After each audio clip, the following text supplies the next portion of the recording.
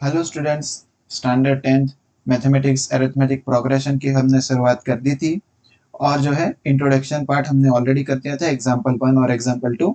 चलिए आज देख लेते हैं एक्सरसाइज 5.1 में question number 1। In which of the following situation does the list of number involve making an AP and why. तो चलिए एपी है कि नहीं चेक करना है। तो taxi fare after each kilometre is 15 rupees and 8 rupees for 15 rupees for first kilometre के लिए जो है 15 रुपीज है और बाद में 8 रुपीज ईच एडिशनल किलोमीटर के लिए। तो for first kilometre first kilometre price है उसका, taxi fare is 8 rupees. Similarly 15 rupees, taxi fare is 8 नहीं है, 15 रुपीज है। एंड तो फिर सेकेंड किलोमीटर के लिए कितना हो जाएगा? सेकेंड किलोमीटर के लिए हो जाएगा टैक्सी फेयर 15 प्लस 8 मतलब 23 हो जाएगा। ये कितना हो जाएगा? 23। सिमिलरली थर्ड किलोमीटर के लिए हो जाएगा ये फेयर, ये हो जाएगा 23 में 8 ऐड हो जाएगा तो ये हो जाएगा 31। हियर सीक्वेंस क्या है? Here sequence is 15, 23, 31, dot dot dot. तो हियर डिफरेंस जो है दोनों का सेम है। Here difference between any two consecutive digits is same। कितना है? कॉमन डिफरेंस 8 है। यहाँ पे कितना डिफरेंस है हमारे पास? 8। hence it is an AP।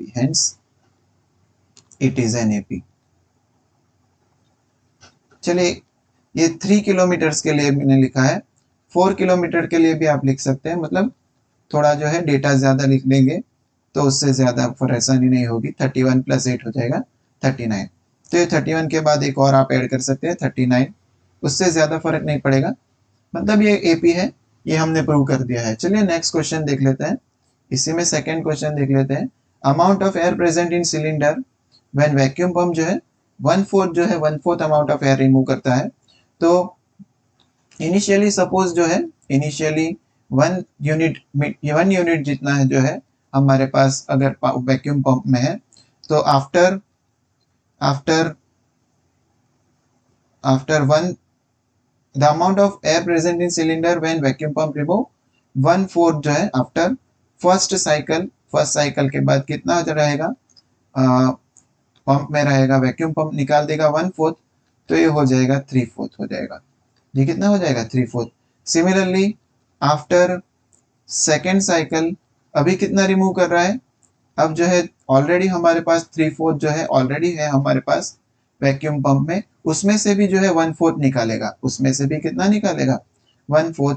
तो ये हो जाएगा 3/4 माइनस 3/16। तो ये हो जाएगा 4 4 माइनस 3/16। तो ये हो जाएगा 9/16। आई होप कि आपको मालूम पड़ रहा है। पहले हमारे पास अगर 1 यूनिट था तो अगर 1/4 निकलेगा तो वो 3/4 बनेगा, और अगर उसमें से भी 1/4 निकलेगा तो 3/16 निकलेगा। 3/4 ऑलरेडी था तो ये बन जाएगा 9/16। तो जरा यहाँ पे देखेंगे तो after first and second cycle difference जो है कॉमन नहीं है।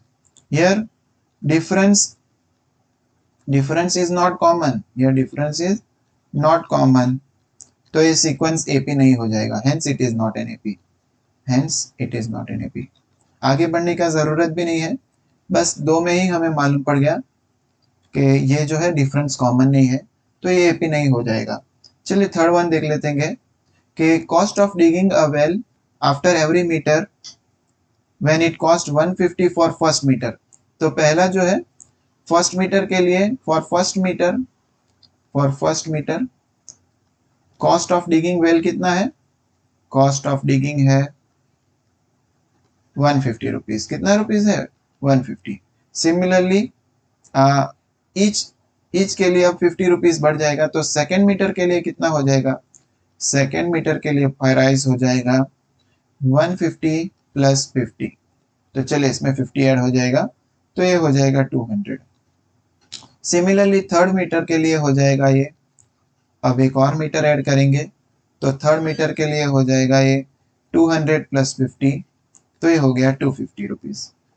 और सिमिलरली फोर्थ मीटर के लिए अगर हम डेटा थोड़ा ज़्यादा लेंगे, तो फोर्थ मीटर के लिए जो है ये हो जाएगा 250 प्लस 50, तो ये हो जाएगा 300, ये भी हो जाएगा 300।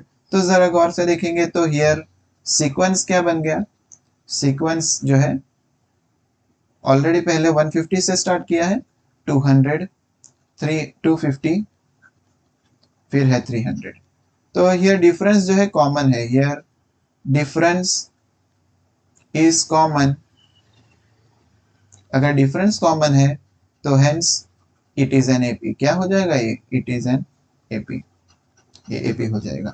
और चलिए नेक्स्ट क्वेश्चन फोर्थ वन को भी देख लेते हैं इसी में, क्वेश्चन नंबर फर्स्ट में, question number fourth one. Money in the account every year when 10,000 rupees is deposited at the rate of 8%। तो ऑलरेडी फर्स्ट पीरियड के लिए हमारे पास जो है, फर्स्ट पीरियड के लिए हमारे पास रुपीज प्रिंसिपल अमाउंट है 10,000 रुपीज।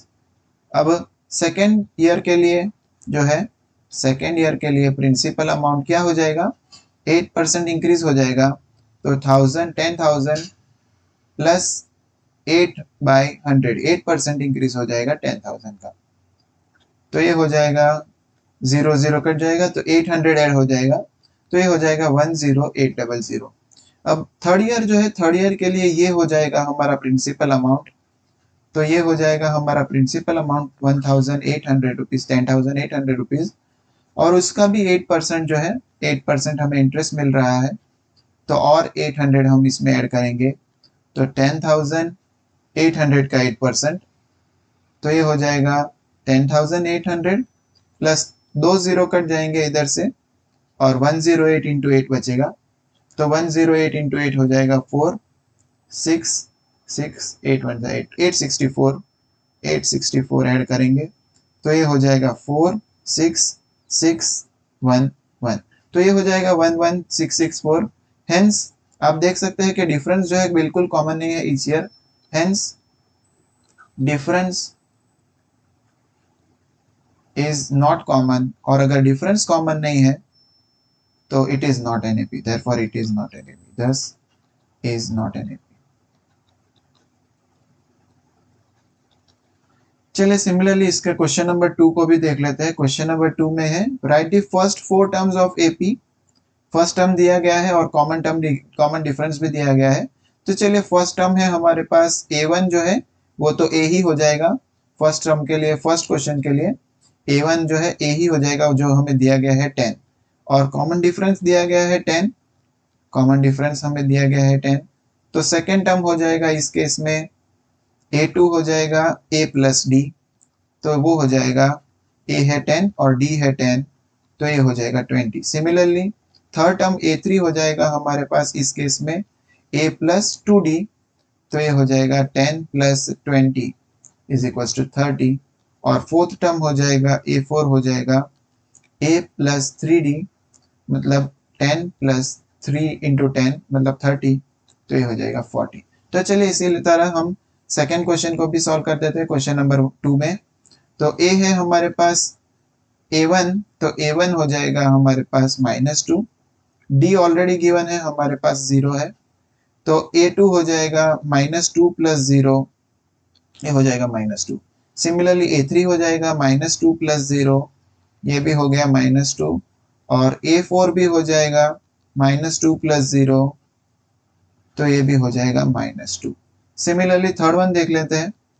थर्ड वन है हमारे पास A है 4, मतलब वही है हमारे पास A1, A1 मिल गया हमें 4, कॉमन डिफरेंस ऑलरेडी गिवन है -3, तो A2 हो जाएगा A प्लस डी, मतलब 4 -3, तो ये हो जाएगा 1।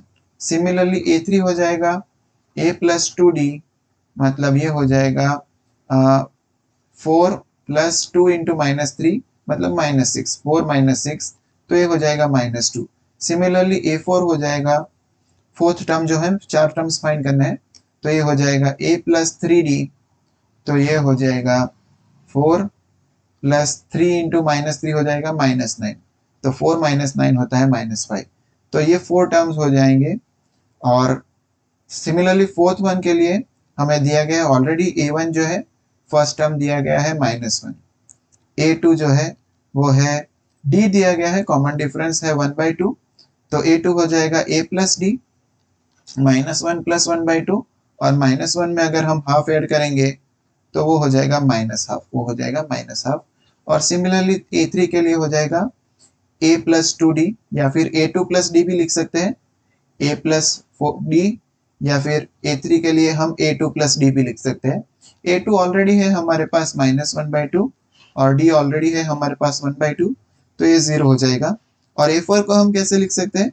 A4 को हम लिख सकते हैं A3 में D ऐड कर देंगे, तो 0 में हाफ ऐड करेंगे, तो ये हो जाएगा हाफ। और लास्ट क्वेश्चन देख लेते हैं, फिफ्थ वन। तो A ऑलरेडी हमारे पास है, A1 हो जाएगा हमारे पास -1.25, कॉमन डिफरेंस दिया गया है हमारे पास, इस केस में कॉमन डिफरेंस है -0.25, तो A2 क्या हो जाएगा? A2 हो जाएगा A प्लस डी, तो A है ऑलरेडी -1.25, उसमें ऐड करना है -0.25, उसमें ऐड करेंगे -0.25, तो प्लस माइनस माइनस हो जाएगा, तो ये हो जाएगा -0.25। तो 1.25 में 25 ऐड करेंगे क्योंकि माइनस माइनस प्लस होता है, तो ये हो जाएगा 0.5, 1.5 हो जाएगा, ये क्या हो जाएगा? -1.5 हो जाएगा। सिमिलरली A3 होता है A2 प्लस 2, या फिर A प्लस 2D भी लिख सकते हैं, बट ये आसान हो जाएगा आपके लिए। A2 ऑलरेडी हमने फाइंड किया -1.5, इसमें और जो है -25 को ऐड करेंगे, तो ये हो जाएगा -1.75 बराबर। और ये A4 जो है सिमिलरली A3 प्लस डी हो जाएगा, या फिर A प्लस 3D भी लिख सकते हैं, ये इससे बहुत ही सिंपल हो जाएगा। तो -1.75 में जब हम -0.25 ऐड करेंगे तो वो हो जाएगा -2। तो इसी तरह हम जो है 4 टर्म्स को फाइंड कर सकते हैं, या तो ये फॉर्मूला यूज करेंगे A2 के लिए, A3 के लिए A प्लस 2D, या फिर A3 के लिए हम जो है A2 प्लस डी, ये दोनों फॉर्मूला जो है दोनों फॉर्मूला यूज कर सकते हैं। तो चलिए, आप अगर आपको सॉल्यूशन समझ में आ रहा है और अगर आपको वीडियो अच्छा लग रहा है तो ज़रूर से लाइक कर दीजिए, शेयर कर दीजिए, सब्सक्राइब कर दीजिए। मिलते हैं आपको अगली बार एक और वीडियो के साथ, तब तक के लिए थैंक यू।